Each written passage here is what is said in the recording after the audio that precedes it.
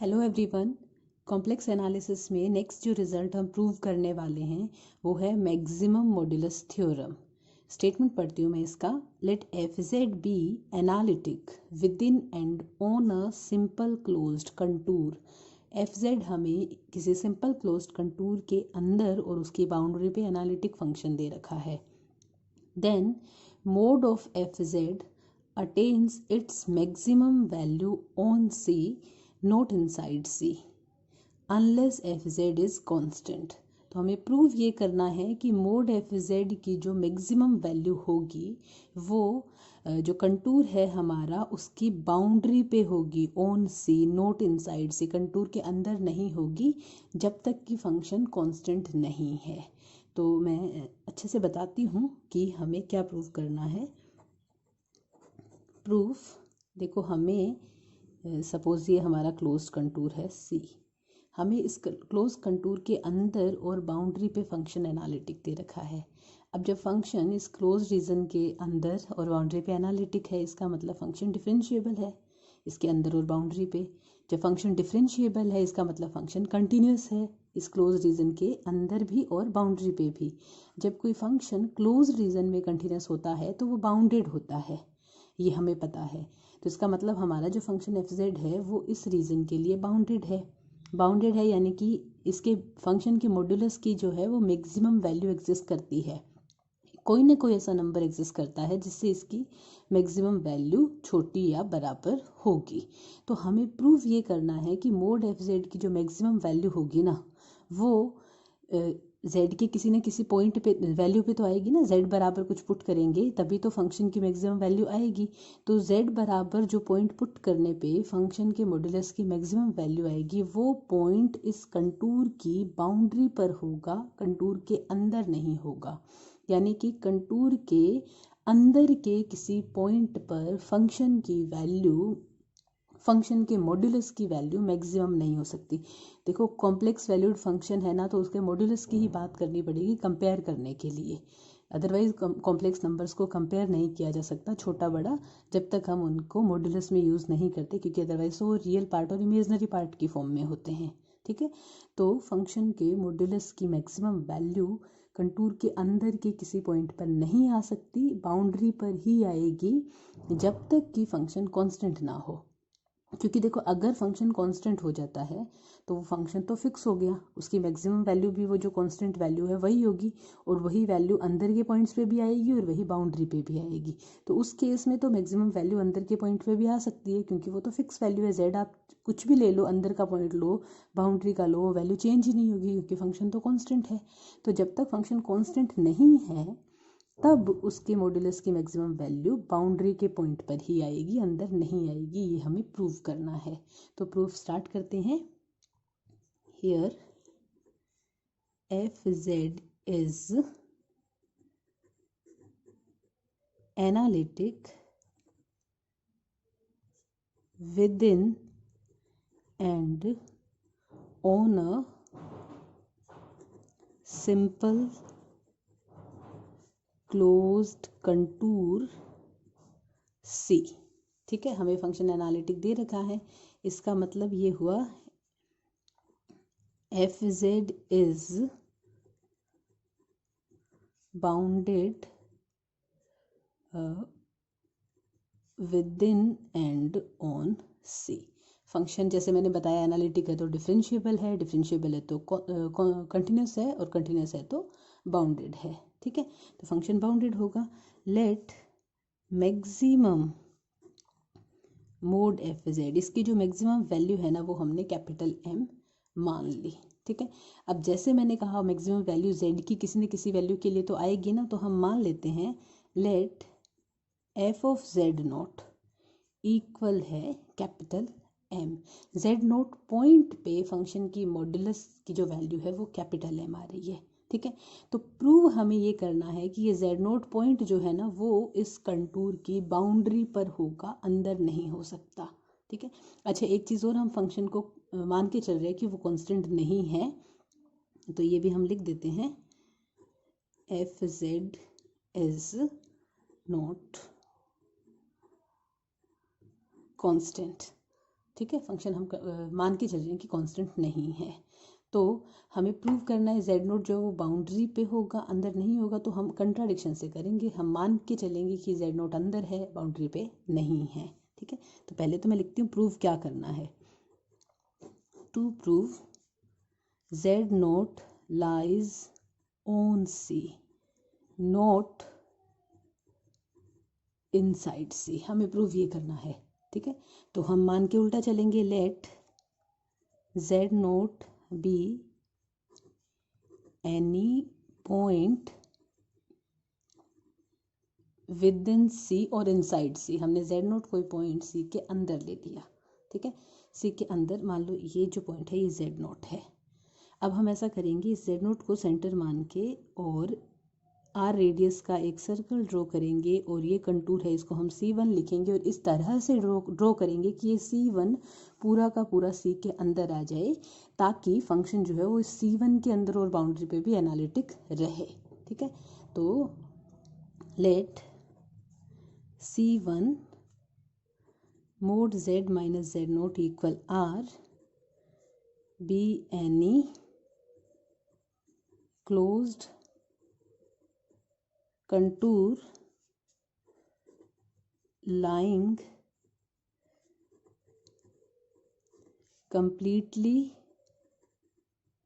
within C। तो C1 हमने एक क्लोज कंटूर ले लिया जो C के अंदर लाई करता है पूरा का पूरा। अब C1 के अंदर और बाउंड्री पे भी फंक्शन एनालिटिक है, क्योंकि C के अंदर फंक्शन एनालिटिक था। अब C1 के अंदर और बाउंड्री पे फंक्शन एनालिटिक है और Z नोट पॉइंट इस कंटूर के अंदर लाई करता है। तो अगर फंक्शन किसी कंटूर क्लोज कंटूर के अंदर और बाउंड्री पे एनालिटिक होता है और उसके अंदर कोई पॉइंट Z नोट लाई करता है, तो उस पॉइंट पे फंक्शन की वैल्यू हम कोशी इंटीग्रल फॉर्मूला से निकाल सकते हैं। तो यहाँ पे F Z naught, here F Z naught Cauchy integral formula से क्या होगा, 1/2 pi iota integration C1 F Z upon Z minus Z naught D Z. ठीक है, अब हम दोनों तरफ मोड लेते हैं।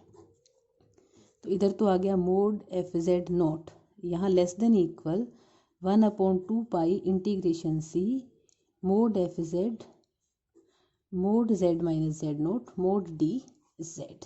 ठीक है, हम अब सारी वैल्यूज पुट करेंगे। तो देखो mode Z minus Z note तो आर है, हमने ये अज्यूम किया है।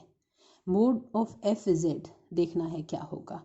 देखो हम यहाँ पे C1 के लिए इंटीग्रेट कर रहे हैं, यानी कि Z जो है वो C1 पे है, बाउंड्री पे है। तो हमने माना ये है कि फंक्शन के मॉड्यूलस की मैक्सिमम वैल्यू m है और वो Z नोट पॉइंट पे है, और Z नोट पॉइंट जो है वो इस C1 के अंदर है। तो C1 के ऊपर के सारे पॉइंट्स के लिए इसके जो मॉड्यूलस की वैल्यू है वो m से कम होगी, क्योंकि m तो मैक्सिमम है ना। तो हम मान लेते हैं let mod of F Z less than equal m minus epsilon, epsilon greater than 0, क्योंकि फंक्शन के मॉड्यूलस की मैक्सिमम वैल्यू कैपिटल M है और maximum value Z naught point पे है। और यहाँ पे हम इंटीग्रेशन C1 कंटूर के लिए कर रहे हैं, यानी कि हम बाउंड्री की बात कर रहे हैं C1 की। तो बाउंड्री पे Z नोट लाई नहीं करता, हमें पता है, क्योंकि हमने Z नोट तो सेंटर लिया है।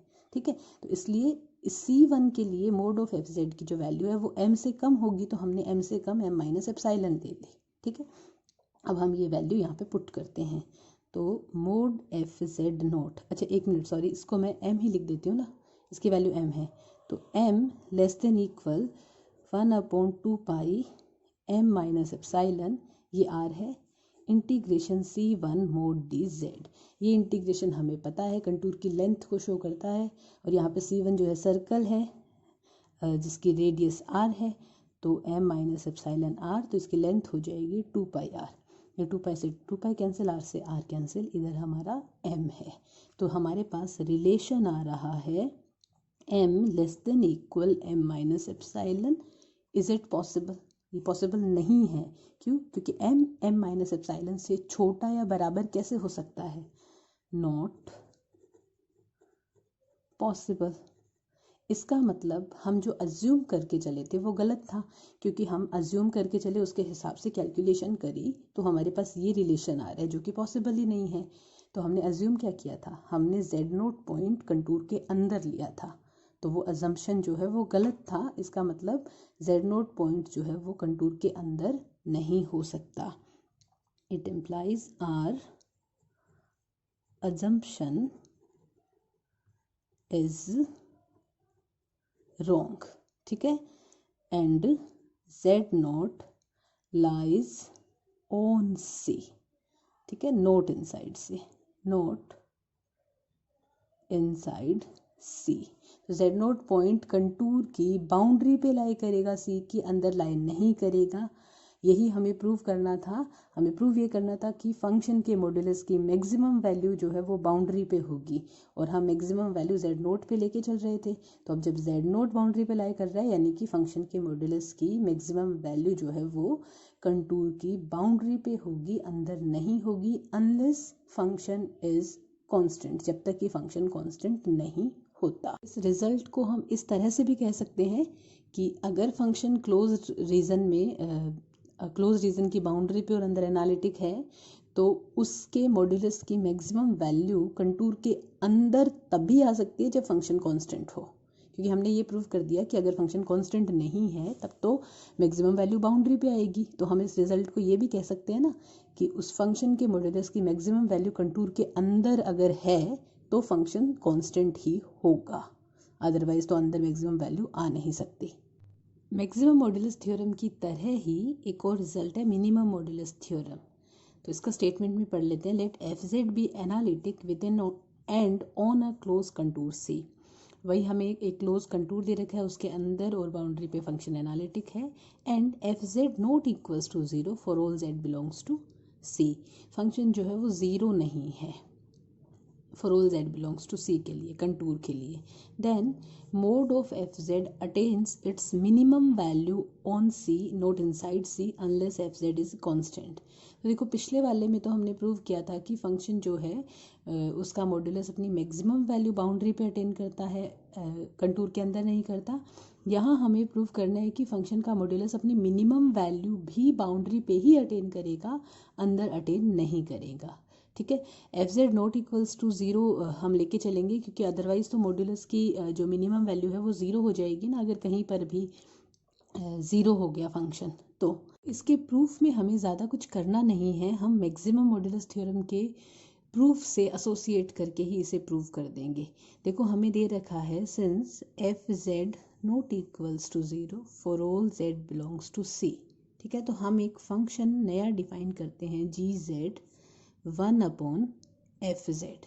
देखो अब F Z not equals to zero है, इसका मतलब 1 अपॉन एफ जेड एग्जिस्ट करेगा, यानी कि जी जेड फंक्शन एग्जिस्ट करेगा और एनालिटिक भी होगा, क्योंकि एफ जेड एनालिटिक था।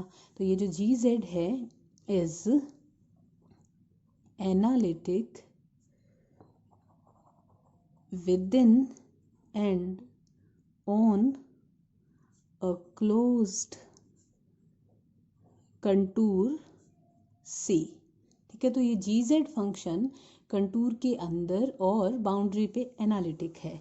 तो by maximum modulus theorem, maximum modulus theorem से हम ये कह सकते हैं mod of G Z attains its maximum value on C not inside C unless gz is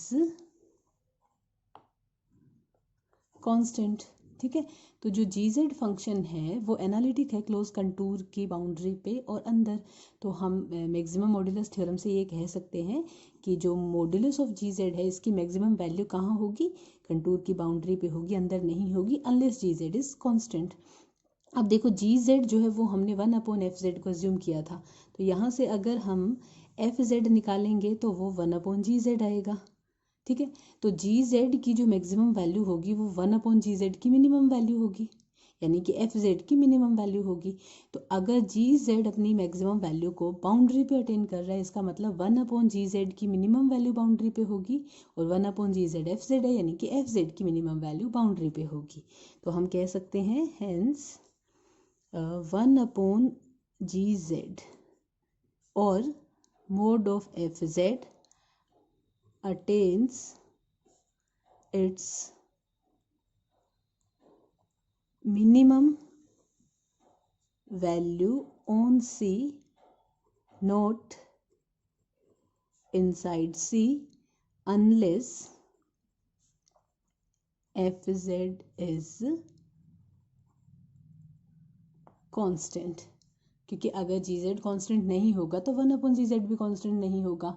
और हमें यही प्रूव करना था कि अगर फंक्शन fz एनालिटिक है और नॉट इक्वल्स टू 0 है तो उसका मॉड्यूलस अपनी मिनिमम वैल्यू को बाउंड्री पे अटेन करेगा। तो ये हमने प्रूव कर दिया। ये मिनिमम मॉड्यूलस थ्योरम का प्रूफ है। तो ये maximum and minimum modulus theorem के प्रूफ में अगर कोई डाउट हो तो आप मुझसे पूछ सकते हैं। Thank you.